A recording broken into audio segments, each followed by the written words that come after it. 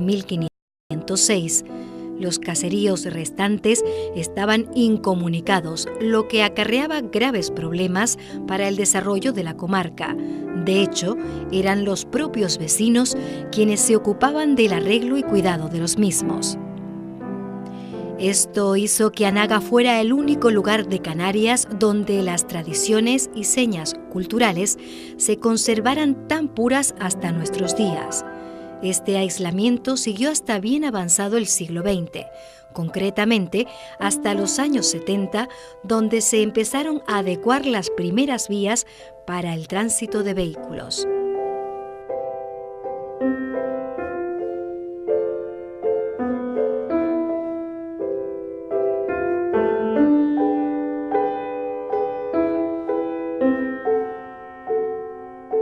En Las Carboneras, al igual que en los otros caseríos de Anaga, existía un alcalde pedáneo que ejercía la gobernabilidad administrativa del caserío en nombre del principal, que se encontraba en La Laguna.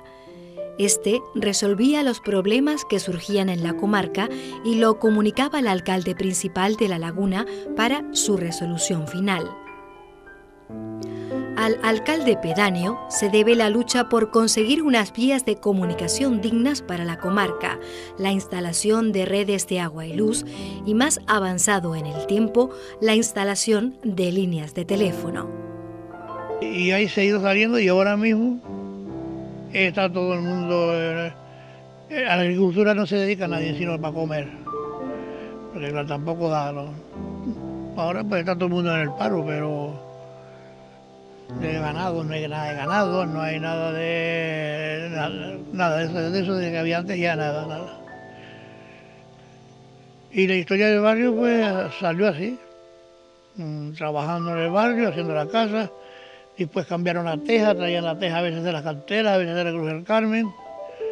Yo creo que según los más pudientes del barrio, pues fueron los que pudieron traer teja, los demás tuvieron que seguir en pajales, hasta que pegó a mejorar. Y lo único que sí teníamos antes, que nos ayudábamos mucho unos a otros, éramos muy unidos.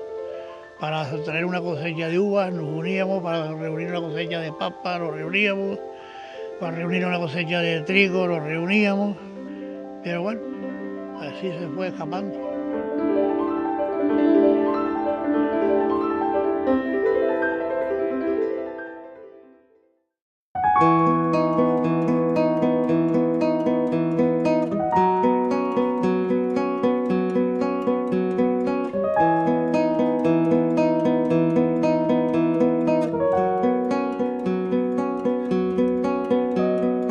El hábitat de los vecinos de Las Carboneras refleja la adecuación al entorno donde viven. Los vecinos se asentaban en cuevas y chozas de paja que hasta bien avanzado el siglo XX eran utilizadas como vivienda habitual. La emigración a Cuba de muchos vecinos en el siglo XIX y el ahorro dinerario que esto trajo consigo hizo que muchas viviendas se transformaran en casas tradicionales de piedra de cantería, de 1 o 2 plantas y techo de teja a 2 o 4 aguas.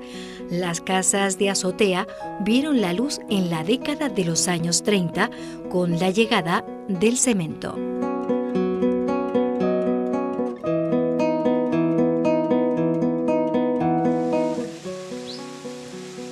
La ausencia de agua corriente retrasó hasta hace pocas décadas la introducción de servicios higiénicos. Aunque Anaga ha sido un lugar rico en recursos hidráulicos, los vecinos han sido los menos beneficiados de ellos, pues el agua se perdía en el mar o, en su caso, era utilizada para el abastecimiento de Santa Cruz o La Laguna.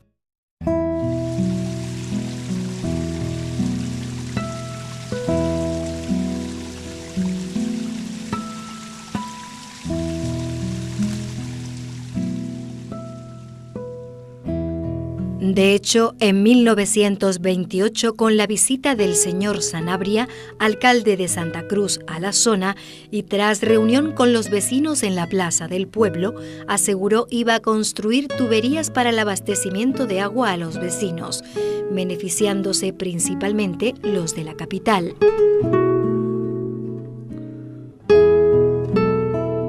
La actividad económica de las Carboneras se centraba principalmente en la agricultura con el cultivo de hortalizas, cereales y la vid, y la ganadería con animales de corral y reses utilizadas para los campos y la obtención de leche para el consumo particular.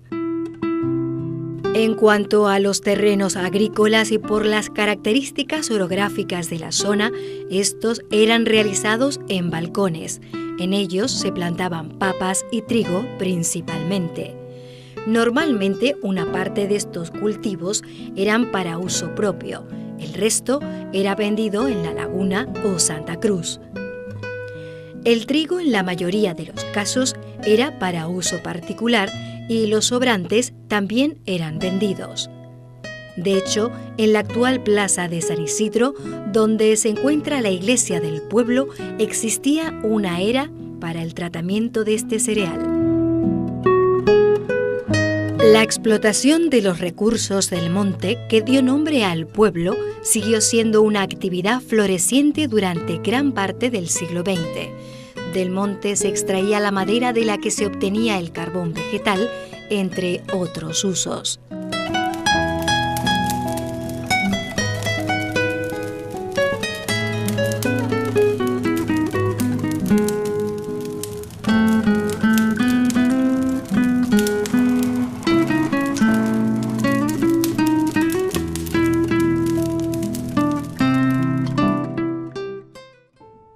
La era que había en las Carboneras desapareció cuando en 1929 comenzaba la construcción de un calvario. Fray Albino, obispo de la diócesis, prometió regalar la campana y la imagen de San Isidro, patrón de las Carboneras, si en vez del calvario se construía una ermita. Y así fue.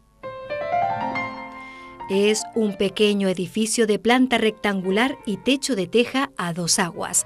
Su fachada es singular, destacando un pequeño campanil.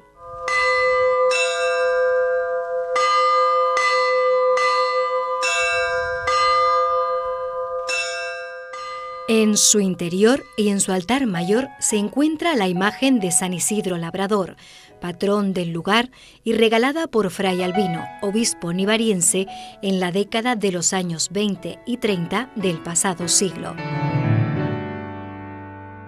También destaca la imagen de Santa María de la Cabeza.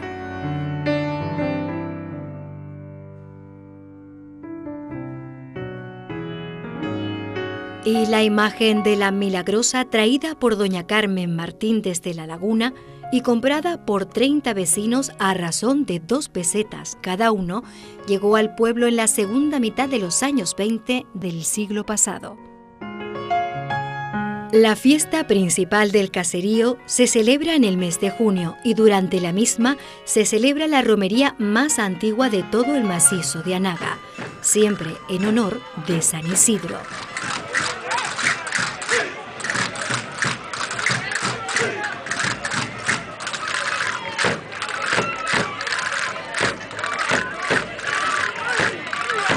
Durante los días festivos se celebra una importante feria de ganado traídos desde toda la comarca, bailes en la plaza del pueblo y una exhibición de fuegos artificiales que cierran los actos en honor del santo patrón.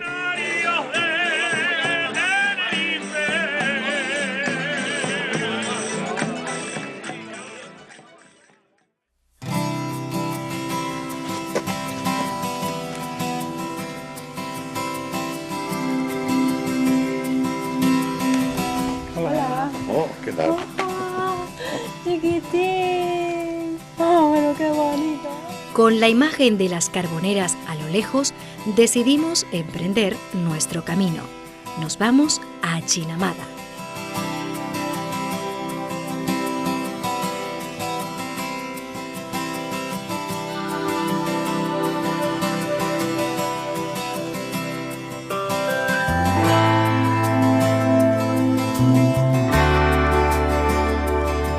Para acceder a este caserío debemos seguir la carretera de las Carboneras que, tras unos pocos kilómetros, nos lleva a nuestro siguiente punto de encuentro.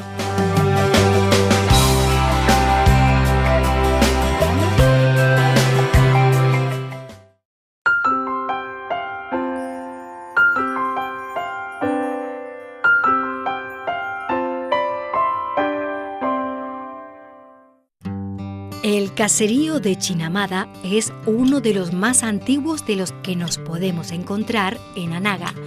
De hecho, ya figura en las datas de 1507. Yo, don Alonso Fernández de Lugo, adelantado de las Islas Canarias, gobernador e justicia mayor de esta dicha isla de Tenerife, y de la de Señor San Miguel de la Palma por la Reina Nuestra Señora, y por la virtud del poder que de ella tengo para hacer repartimientos de vecindades en esta isla de Tenerife, do a vos Francisco Ara Gomero, vecino de dicha isla, en vecindad y repartimiento 4 caíces de tierra de sequero, que son en Chinamada, encima de Aramaigo, Baixo a Cádiz.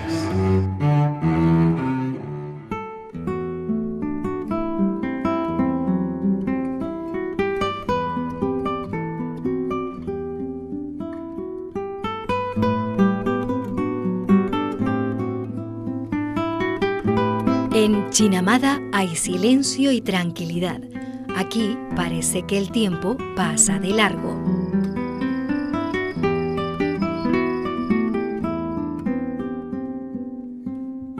Este fue el lugar de convivencia guanche. Nace entre el Roque de Aguaide y el llano de Aramuigo. Ambos fueron testigos de las banderas de los conquistadores en el horizonte a su llegada a Tenerife. Con el paso de los siglos, solo el viento recuerda al guanche guerrero, que en su cueva ya envejecida preparaba la batalla.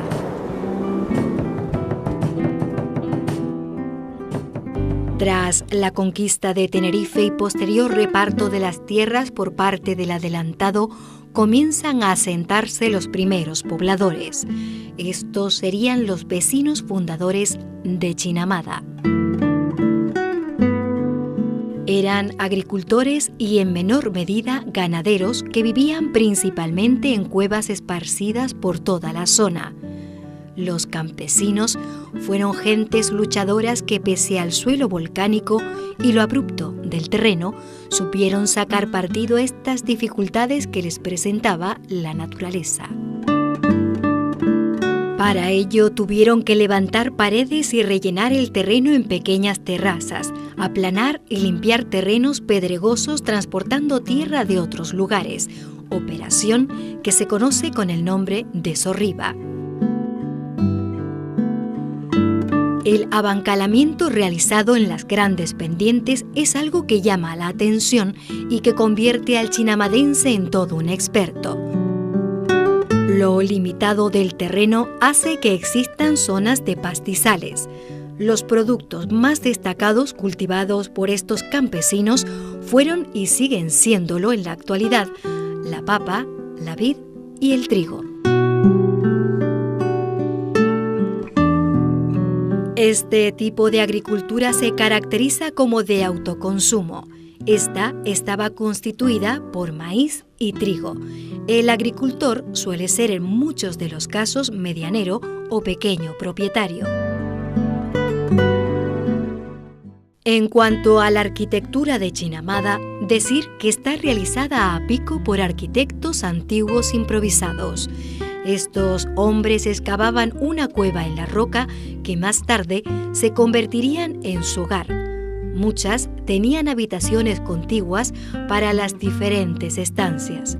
Las cuevas estaban agrupadas constituyendo auténticos barrios empotrados en la montaña, en lo que existía y existe una estrecha vida de relación. Chinamada, por lo que nosotros sabemos, ¿no?, lo que nos cuenta la historia, es aborigen. Cuando los guanches en su historia pues, estuvieron aquí y ya fue inscrito cuando llegaron los españoles en las actas de Tenerife desde 1507. Es muy antiguo el caserío, casi todo el caserío es lo que se ve en cuevas, ¿no? Excavadas en la roca y mejoradas después ya con el tiempo, pero aquí se ha vivido en cuevas y del pastoreo. Chinamada, por lo que sabemos también, significa las tierras del pastor. Es un topónimo de Guanche, de Tenerife, como puede ser Tegueste, Arico y Chinamada o Taganana. Lo que es Chinamada en concreto, las tierras del pastor. Chinamada hay naturaleza, hay paz, hay tranquilidad, hay muchos senderos donde caminar. Tenemos a un lado el monte y al otro lado el mar. Y el que quiere escaparse del bullicio de la ciudad, pues yo creo que Chinamada es un buen sitio para eso. La ubicación de Chinamada es un tanto peculiar. Se sitúa en un lomo frente al Roque, monumento natural que temían los vecinos por miedo a que algún día cayera. La carretera de Chinamada fue inaugurada en 1991, lo que constituye el retraso en comunicación vivido en esta zona. De hecho, la iglesia del caserío, la plaza y el local social se comienzan a construir en 1988, siendo inaugurado todo el conjunto en 1990.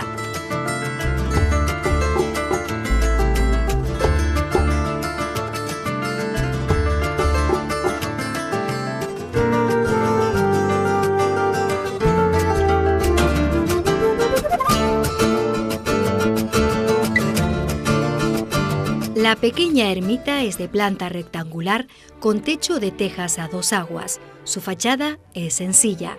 Ya en su interior se encuentra la imagen de San Ramón Nonato, santo muy querido en toda la comarca. La ermita, pese a ser moderna, no rompe la fisiología arquitectónica de las ermitas de la zona y nada tiene que envidiar a sus vecinas.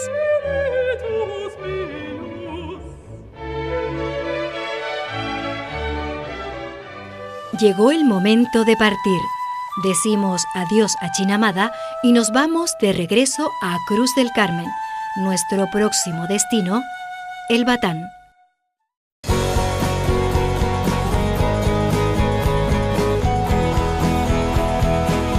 Para llegar a este caserío debemos traspasar la Cruz del Carmen, coger el desvío a la derecha que indica el nombre del caserío. No tiene pérdida.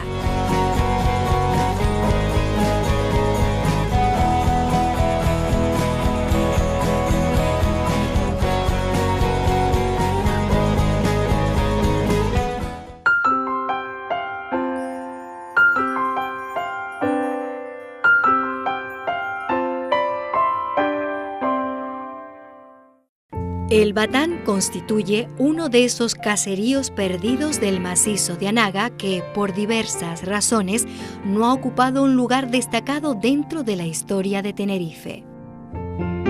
El Batán nace a raíz de la importancia que se le da al barranco de El Río, laderas en las que descansa este caserío.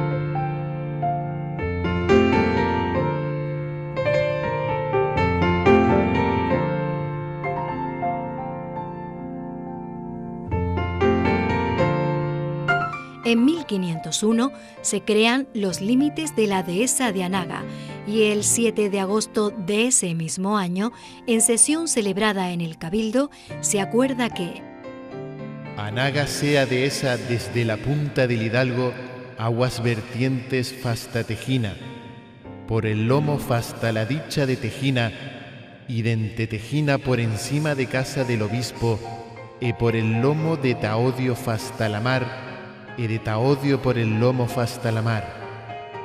E queda las aguas vertientes de todo esto fuera de la dehesa.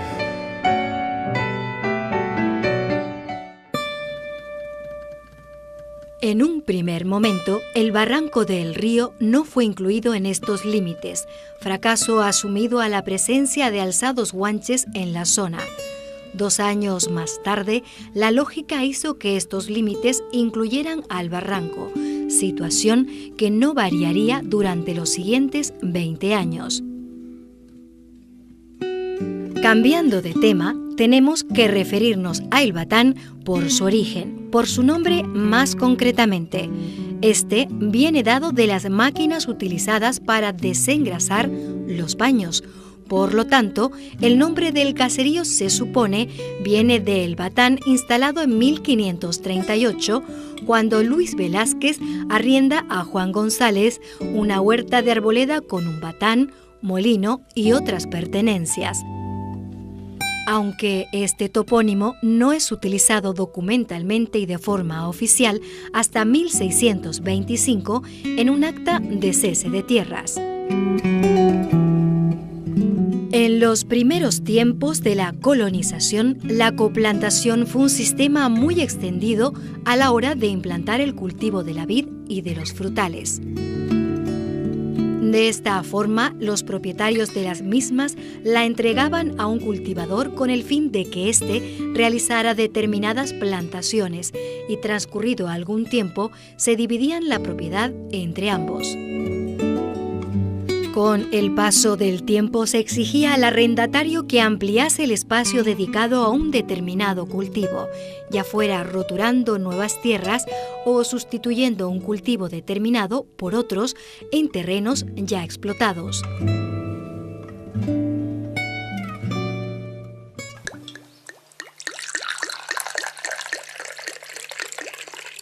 En el siglo XVII, el cultivo del vino es sustituido casi en su totalidad por el trigo. Por esos años, el propietario de los terrenos daba la explotación de sus tierras a un cultivador a cambio de una renta anual y perpetua que se podía abonar con dinero o en especie.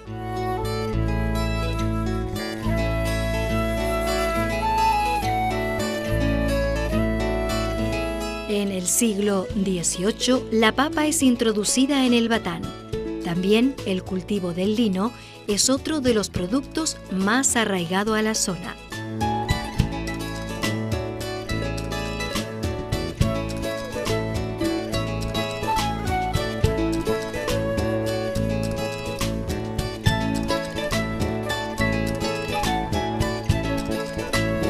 En este mismo siglo se puso en marcha la compraventa de parcelas en el pago de El Batán, algo que no permitía a los campesinos afincados en la zona el acceso a esos terrenos por el alto valor de los mismos. Así se rompía con el régimen de explotación de terrenos ajenos. Solo la burguesía accede a la compra de las tierras. El amplio acoso al monte público hace que naciera una importante comunidad campesina que adquiere pequeños terrenos, lo que hace que sigan siendo campesinos. Algunos de estos nuevos propietarios fueron Pedro Felipe Mateo Doria, Domingo Suárez, Nicolás Felipe, Juan Rojas y Andrés González. Por su parte, los grandes terratenientes seguían siendo los Franquis, González de Mesa, González Betancourt. En cuanto a la ganadería, se sabe que las pocas reses existentes eran utilizadas para el arado y la obtención de leche. En los hogares se criaban cerdos que se sacrificaban en las fiestas, así como animales de corral que eran vendidos fuera del pago.